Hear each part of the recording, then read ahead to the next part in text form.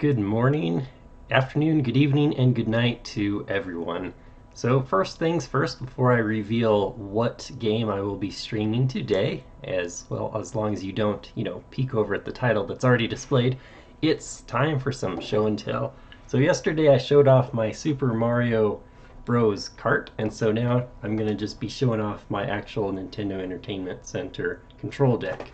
So pretty nice old piece of hardware, I love it.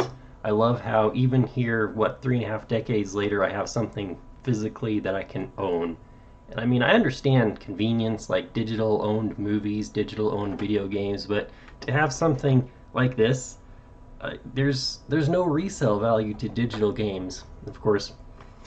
But anyways, hope you enjoyed that. So today, if you haven't already glanced over at the very easy to see part on my live split, Super Mario Bros. 2 is the next Nintendo game that we'll be streaming today. So I thought I'd do something a little bit fancy and even add some splits as far as each of the worlds go. I will be attempting to one-shot the entire game and be able to show off every single level by level. So I was actually, first of all, never able to have an opportunity to play Super Mario Bros. For the Nintendo. My first exposure was actually for the Super Nintendo version that was included on Super Mario All-Stars. So what hasn't been said about Super Mario Bros? I'll be brief. It's kind of a famous story that once upon a time in Japan, Nintendo created this game. I can't remember the full name, I could only remember Doki Doki Panic. And it's a fun game. However, the Japanese version of Super Mario Bros. 2 is a very, very, very difficult version that plays exactly like and looks exactly like Super Mario Bros. 1.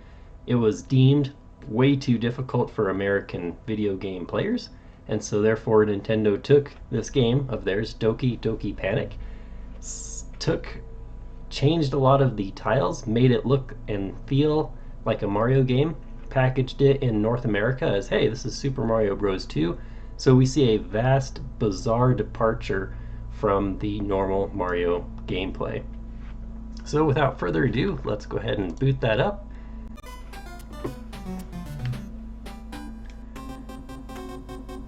Alright, now I always like to play as Toad. Interestingly enough, in the original game, which I'll be showcasing at some point also, every character I believe has the exact same skill. It's just a different tile set, really.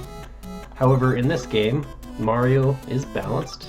Luigi can jump super high and is very floaty, very bizarre. Toad is like really fast, can pick up things the fastest, can throw things the fastest, and in my opinion, is just the easiest to control. The princess here, Princess Toadstool, Peach, whatever generation you're from, however you call her, she can float in the air, but she is so slow about picking anything up. So anyways, let me start my timer.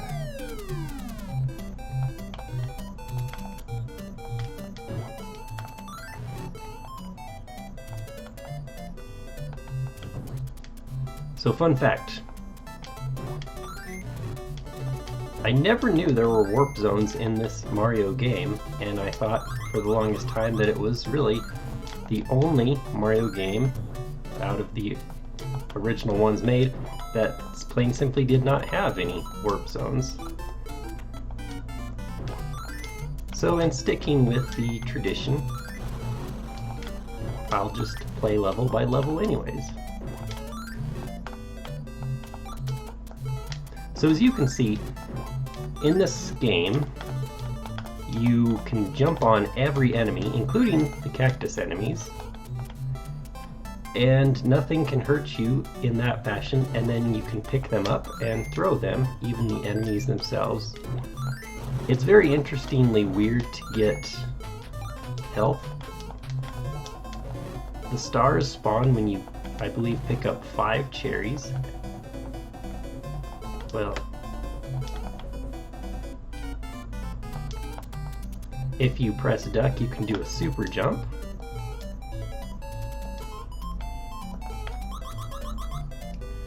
One thing that's kind of notable and interesting in this game is, remember, these are mostly enemies, tiles, sprites, taken directly from Doki Doki Panic. And yet, you see a lot of, if you will, illegitimate additions into the Mario canon, the Mario universe, just because of that decision. Oops.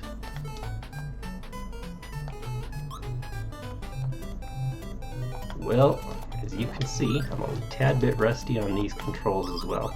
Not as bad as Super Mario World 1. Excuse me, Super Mario Bros. Line grabs are so difficult. I'm way too used to Super Mario World where it's like the entire tile. Alright, let's do this the old-fashioned way. Anyways, going back to the point about the illegitimate additions. You've already seen the Shy Guys. Shy Guy is definitely a staple. We're about to see another, thanks to Doki Doki Panic, Birdo. Now this is Birdo, correct? Stay tuned for the credits.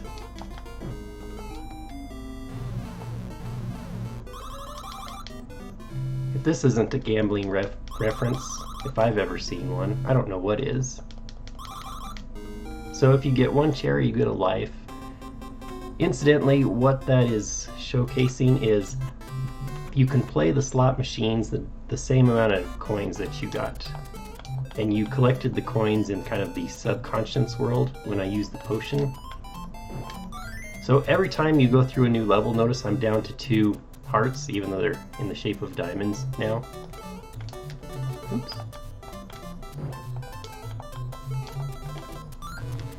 So everything that you pick up, see, is a coin. But you can only, every time, or every stage, you can only go into a subconscious world twice. I shouldn't say only, because what happens is when you go in the 3rd time or more, the turnips or any of the vegetables you pick up are actually the vegetables. They're not coins. So you can't get an infinite number of coins. This Phanto enemy is the stuff of nightmares, as when you are holding the key, it instantly and mercilessly chases you. Here's our first look at the Sniffets. Shy Guys that spit out of something. Who knows what though. Oops. Their mouth? Their nose?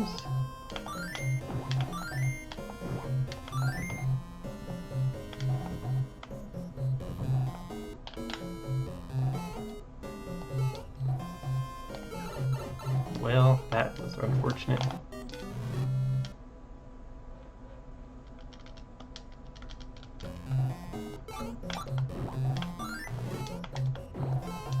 As you can see, the death respawn mechanic in this game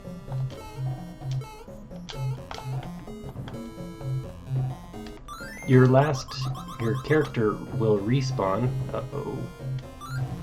Might as well grab a few coins here. Yeah, I knew that. You have to know where the mushrooms are spawned, and if you throw the potion close to where the mushrooms actually are, then you can pick it up and get extra health for that level, that stage. But anyways, every time you go through a door or climb up a vine, you will then respawn from there if you die. So like now I will respawn from this door. So it's kind of a nice little mechanic.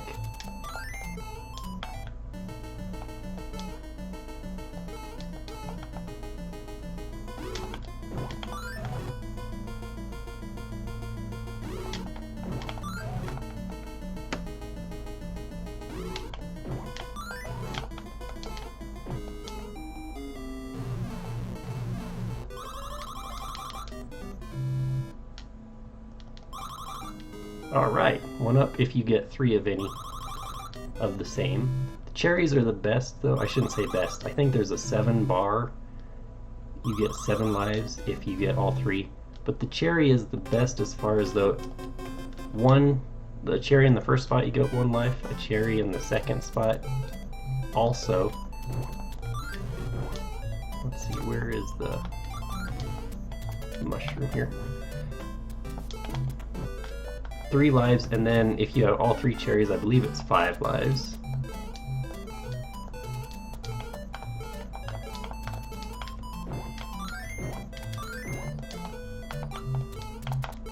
Uh-oh, uh-oh.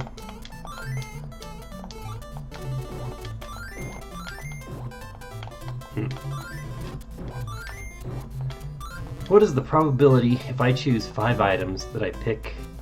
Oh no, I didn't even get the mushroom right.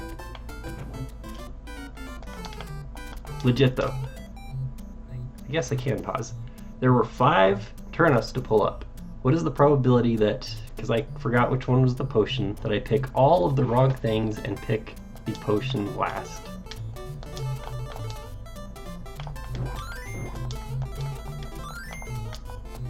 So, incidentally, it wasn't until much later in life that I even discovered warp zones exist in this game.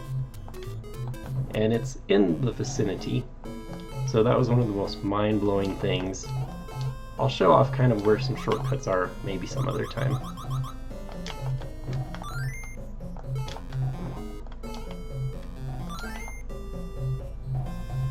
So the reason I went up instead of down from the door is I have definitely played this game a lot and remember that the key is... Man, I am rusty. The key is up here, and then these are the sections I love. And honestly, out of the first 3, Super Mario Bros. 1, 2, and 3, I really enjoy Super Mario Bros. 2 the best. I don't know why exactly. It just seems the funnest to me.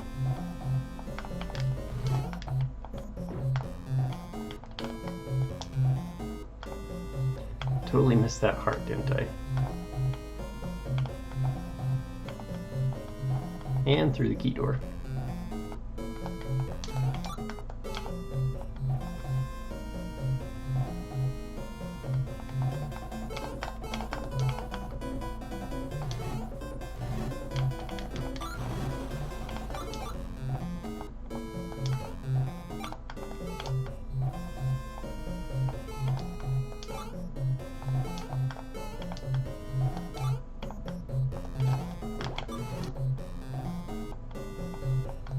Oh my lord, that was unfair. 3 lives. We might actually not beat this game. Actually, I think you can continue once or twice though, so we'll see.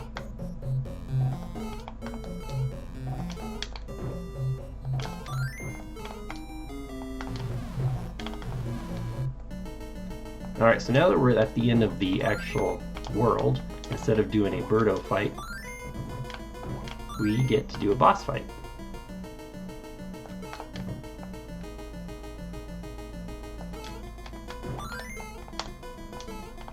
So here is Mouser, which I don't think has been directly used as far as in any future Mario games, but I would actually argue that in Paper Mario, the Thousand Year Door, that explodes, that Miss Mouse is kind of maybe inspired by the Mouser enemy. Alright, so my split will be defined by when I go through the door here. 10 minutes and 13 seconds. Not bad, not bad. Oh man.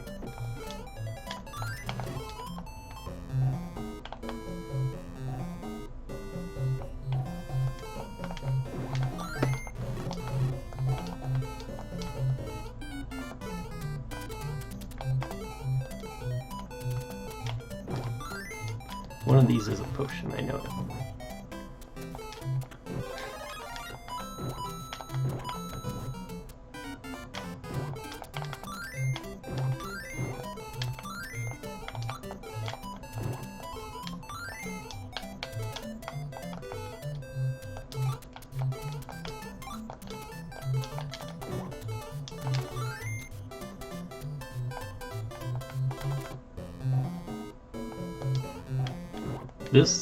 These type of levels totally remind me of, what was that game? Arcade? Or was it Super Nintendo?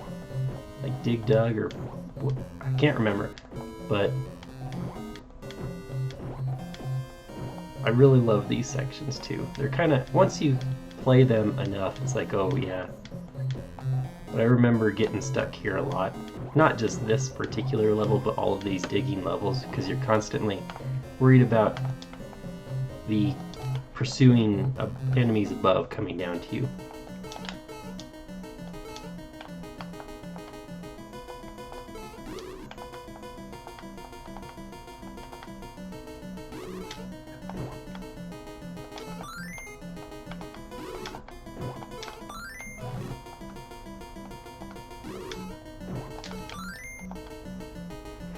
Rusty.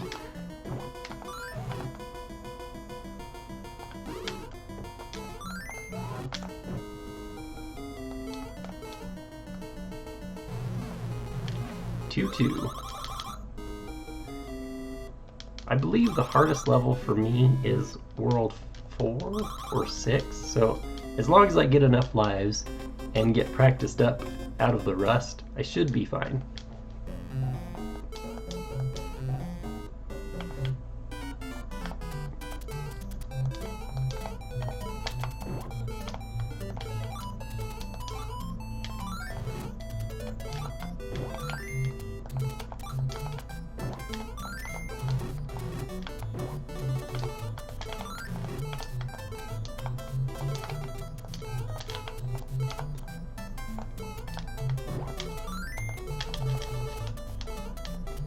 Uh-oh. Oh man, talk about timing there.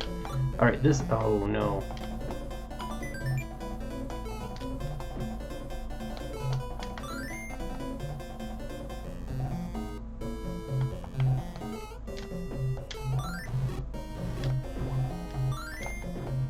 Nope. Nope. Man. I'd like to get at least one mushroom that gives you an extra hit as big, because it's, I don't know, there's a certain level of stress when it comes to when you've already gotten shrunk and you're down to one hit. It's like the psychological pressure of, oh man, I only have one more hit. Alright, so this is the so bizarre thing in the world. Could you do this on any other Mario game? Walk on a cactus? Oh no! Get that.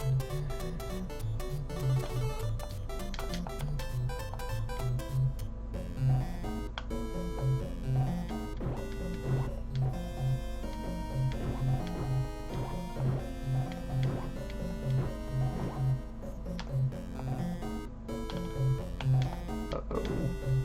Man. Rusty. And you actually, what was always hard as a kid, you have to be on the actual tile to pick it up. Like, let me get to, see how I'm right in the middle of the tile here? And I press B, but I didn't dig up any dirt tiles.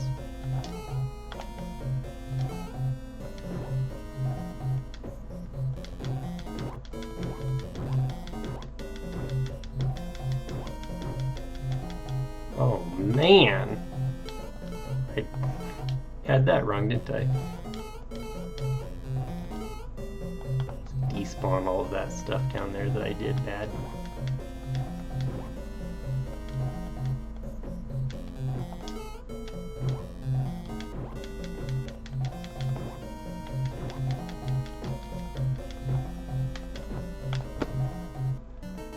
Alright, one hit. We can do this. Alright, so now that we have gotten a little bit of practice with the pink Birdo, now we see version 2, where the Birdo is actually red, and so it shoots eggs and fireballs.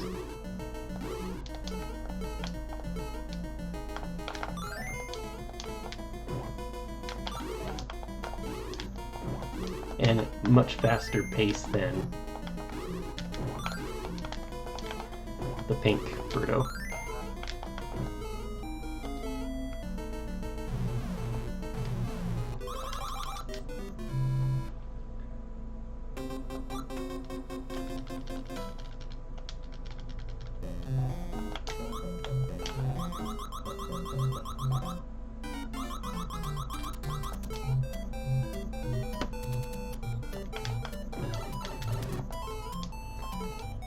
Ay caramba. Well, I misremembered that mushroom location, didn't I?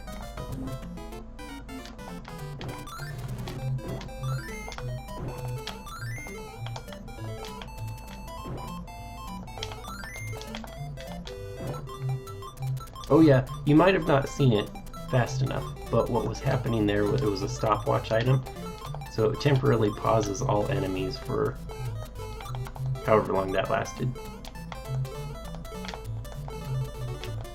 Man, oh man, I almost lost it there. Gave it all away.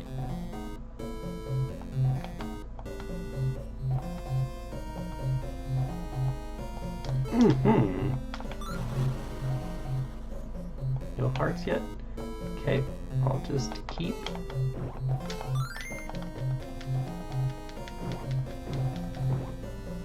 killing enemies.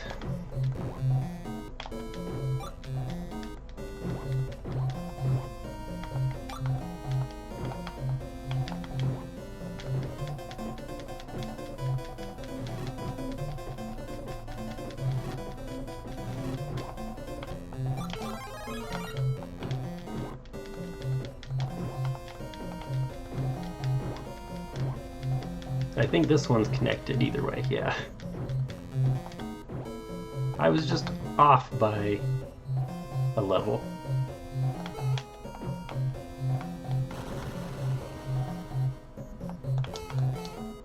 Right, and what I love about the Phanto mechanic is in this game you have screen wrap from left to right, so even though it's like on the left side of the screen, it can like zoom by, or like maybe you can use that to trick it by... Let me get through this section right quick.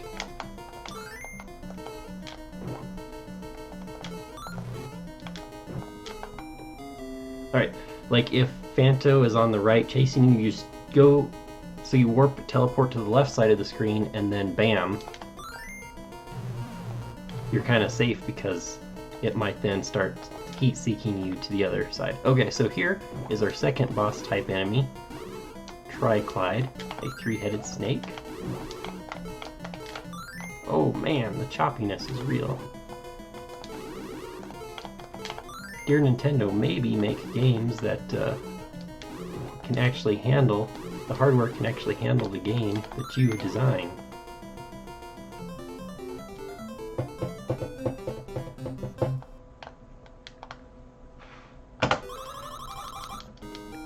Minutes and 30 seconds. Not bad.